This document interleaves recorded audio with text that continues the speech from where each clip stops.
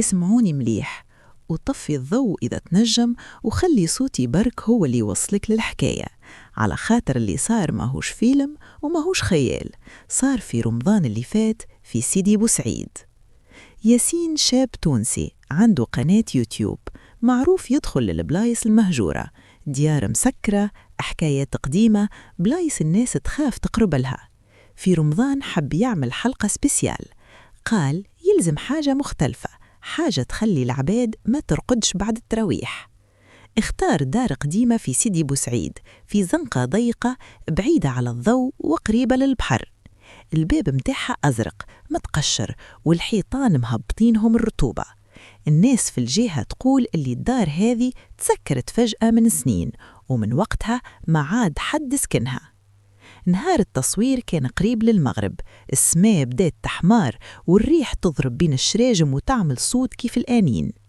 ياسين شد الكاميرا وقال هو يضحك: اليوم باش ندخل للدار هذه، يقولوا مسكونة، خلينا نشوفوا.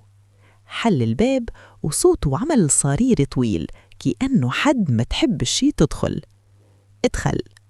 أول خطوة البلاط مكسر تحت ساقيه، الغبرة طالعة، ريحة رطوبة تخنك، الدنيا ساكتة برشا، ساكتة بطريقة تقلق. دار دورة في بيت القعدة، حيطان مشقوقين، تصاور قديمة مرمية على الأرض. دخل بيت النوم، فيه مراية كبيرة مكسورة من النص. دخل المطبخ، كراسي مقلوبين، وبيت صغير آخر في آخر الكلوار. ما صار حتى شيء، حتى حركة، حتى همسة، حتى نفس مش متاعه. وفي آخر الفيديو قال: صراحة خيبت أملي، ما ثم حتى شيء يخوف. رجع لداره بعد الفطور، قعد في غرفته وحده، الساعة قربت للوحدة متاع الصباح، الضوء مطفي غير نور الشاشة قدامه. بدأ يعمل في المونتاج عادي، يركب اللقطات، يضبط الصوت، لين وصل للقطات متاع بيت النوم. وقف، رجع الفيديو بشوية، كبر الصورة، قرب على كتفه. وراء ظهره كانت واقفة امرأة لابسة فستان أبيض قديم، شعرها طويل هابط على وجهها، وواقفة ساكتة تبعد عليه 2 برك. ياسين في التسجيل متاعه قال بصوت متقطع: يا جماعة بالله ركزوا معايا، شكون هذه؟ أنا كنت وحدي. رجع الفيديو من الأول، هو يدخل وحده، الباب ما تحلش مرة أخرى، ما تسمع حتى صوت، أما كي توصل لنفس اللقطة هي موجودة. كمل يتفرج.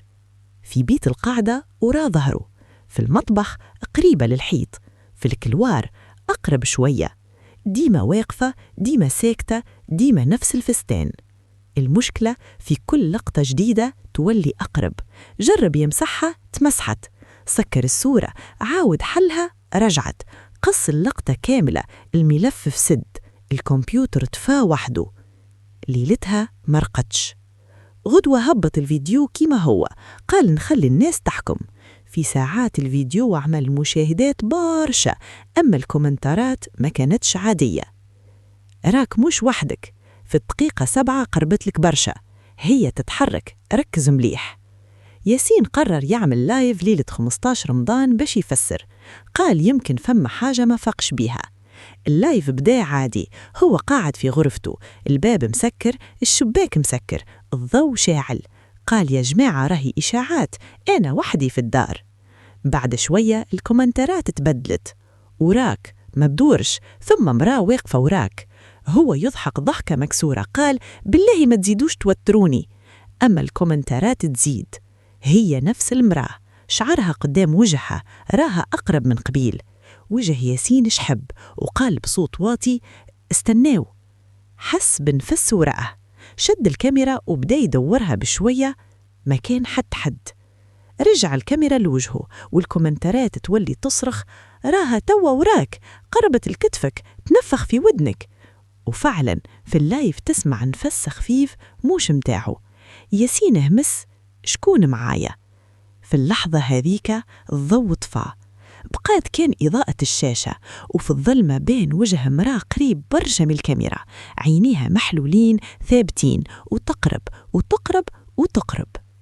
اللايف تقطع. من نهارها ياسين اختفى، ما عادش هبط حتى فيديو، تليفونه مسكر، حتى حب ما يعرف وينه. أما القناة نتاعه ما تسكرتش، والأغرب اللي الفيديو متاع سيدي بوسعيد تبدل. الصورة المصغرة ما عادش فيها الدار، فيها هو قاعد قدام الكمبيوتر ورا ظهره مش مرا برك، صف كامل ناس واقفين ساكتين يتفرجوا فيه. وناس قالت اللي ليلة 27 رمضان القناة عملت لايف وحدها نص دقيقة، ما كانش فيه ياسين، كان فيه الكرسي فارغ والكاميرا تتحرك بشوية كأنها حد ماسكها وتمشي للشباك، والشباك كان محلول، والصوت الوحيد اللي يتسمع صوت بحر سيدي بوسعيد، نفس الصوت اللي كان يسمعه نهار دخل الدار أول مرة. ومن وقتها أي واحد يتفرج في الفيديو ويركز مليح في الخلفية ينجم يلاحظ حاجة صغيرة تتحرك كل مرة أقرب من الكاميرا. وإذا نهار تسمع نفس خفيف وراك وانتي وحدك ما تدورش، على خاطر يمكن ما عادش هي في سيدي بوسعيد.